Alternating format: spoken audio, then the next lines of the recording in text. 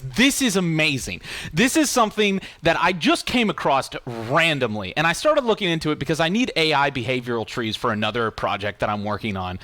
I basically want to clone World War Z so I can stream it on Facebook. But anyways, I came across this system called Emerald AI, and I was playing with it, just kind of getting an idea of how it works. I was downloading the demo, and I suddenly realized, and I don't know why it's not marketed this way, this is literally Oblivion.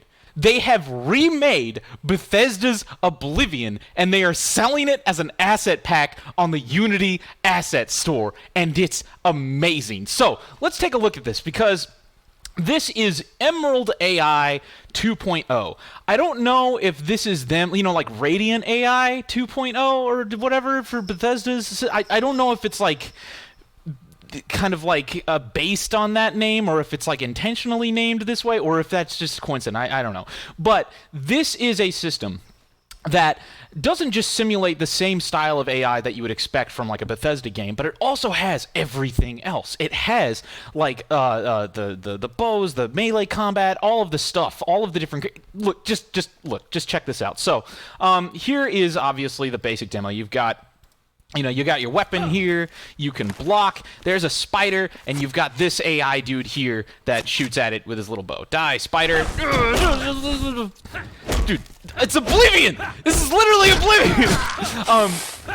But you can go through all of the different scenes and actually take a look at all of the different systems that this puts into practice that allows you to recreate the entire Oblivion formula. So, work with animation events. This demo shows an AI using waypoints and animation events to perform its work task, mining from each of the rocks on the ground. Animation events are used to enable and disable the AI's pickaxe, to play an impact sound, and to play an impact particle effect, all at the right frame. So, this is the kind of stuff where you can script the same dynamic farming, mining, all of the other stuff that Radiant AI used to create all of the different tasks and jobs that AI had in Oblivion. But not only that, you can also have a whole bunch of different tasks that you can give these AI. You can have them follow you around. You can have them protect you. You can have them attack you can command them to attack other creatures or other players. In fact, here, let's actually go to AI versus AI, and this will kind of give a better idea of what we have here. So, for instance, here is a conjurer with an AI. Look at this! Look at this! Literally.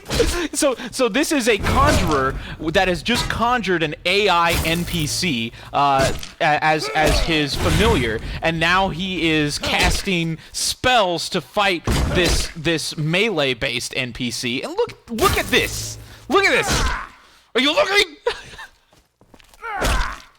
This is absolutely incredible. So, and then he goes back into idle, and then he'll continue his patrol. Bruh. This is lit. Let's see here, and here's a whole bunch of other scenes that they've put together. This demo shows a wandering farmer using harvesting animations to tend to his farm. So, for instance, here he comes up. Dude, Skyrim, bruh. Like, all of the building blocks are here. They have literally recreated all of the systems and the tools and the base mechanics that you would need to create your own Oblivion-style RPG. And not only that, because, these guys are smart. This is what I'm saying. Like, this cannot be a coincidence. They have to know what they're doing. Because the other demo that they have in here is a demo that is very similar to Fallout. So here is the same system,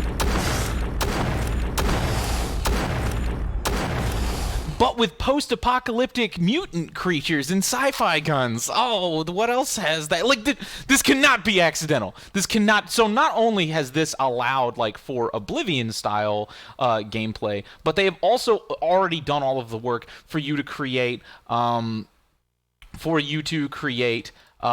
Fallout-style gameplay. So here's another one. Here's, like, hovering things. There's a little robot.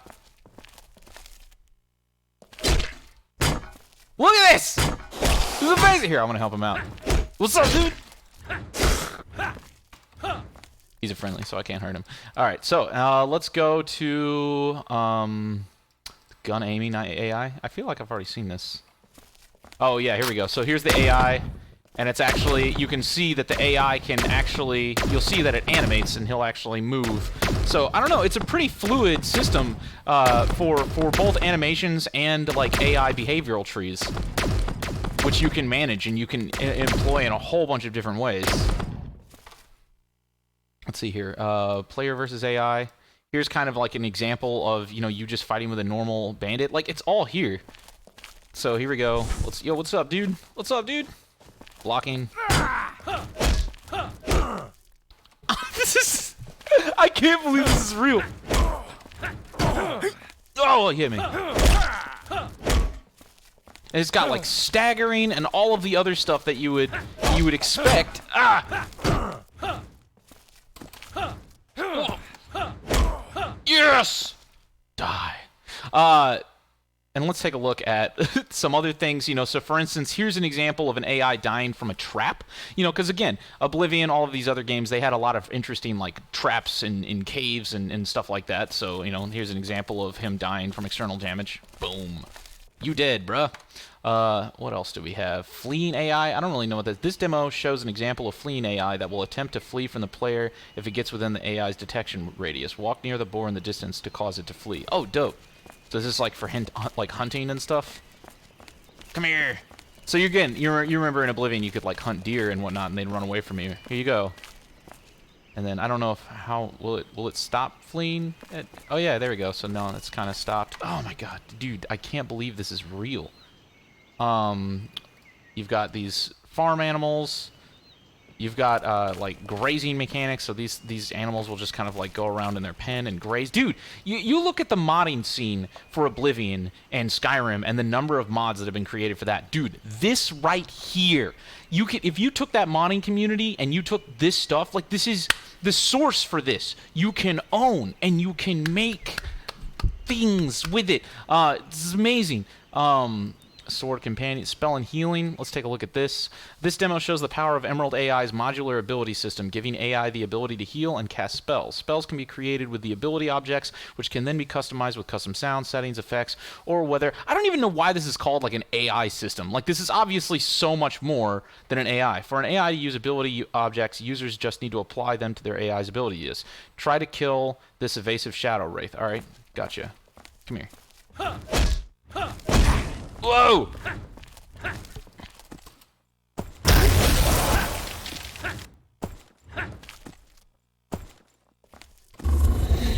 Look at, dude. It's literally, it's Oblivion. This is here. It's here, dude.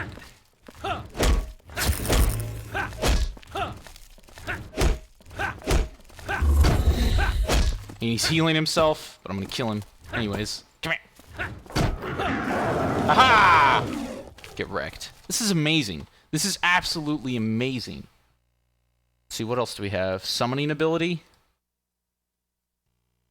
This demo shows the ability for AI to summon other AI to assist them in battle. All summoning abilities can be customized with ability objects that allow users to customize the sounds, effects, settings, and which AI will be spawned. All users have to do to apply their ability... Is that a... Wait, hold on. What does this say?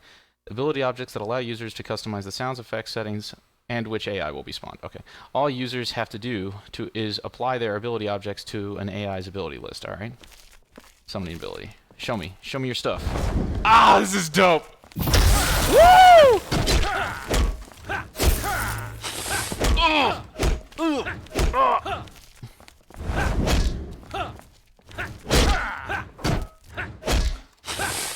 This is incredible.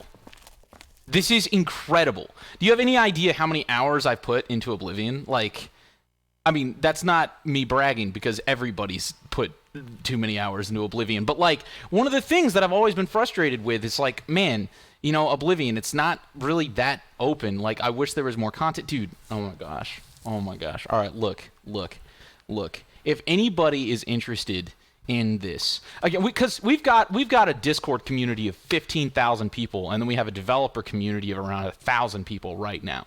If any, I would be down. I've already bought this asset. This is $40, right? That nothing. $40 for this, bam, done. We have a development studio, and I've actually made this specifically for this purpose. But I have an LLC, Blue Drake 42 Limited Company, and usually what I do is I'll I'll put together things like this, and we have a self-hosted private GitHub repository. It's not open to the public, obviously, because we can't distribute assets like this. You have to buy it, but we can buy a license for this for our development studio. And if you file an application to join our development studio, you can work on our projects that we make available. So what I think I'm going to do is I would gladly put together a small thing like this and then release it for free. In fact, what I'm already going to do is, so this demo right here, if you want, I'm going to put a link down in the description. Go download this and play this for free. Check it out. It's amazing. Go do that at least. If you think this is cool, a free Oblivion or a free Morrowind or whatever has always been a dream of mine. A community-made free Oblivion would be absolutely amazing. Now, obviously, I have all these other projects that I have to focus on, so I don't have infinite amounts of time to work on all of these different things. But if you all wanted to, I can own a license to this. I can set up the repository, and you all can work on it, and we could release it for free. Because if you can take a compiled build like this and you can release it for free, that would be amazing. So if you're interested in that, join our Discord server, discord.gg/Drakelings, and then file an application, join our group, and then, I don't know, dude, this could happen. All of the building blocks are here. Imagine a community-made Oblivion in Unity and you could just add more quests and stuff. That would be crazy. It'd be crazy. All right, that's it. I'll see you guys in the next one. Thanks so much for watching.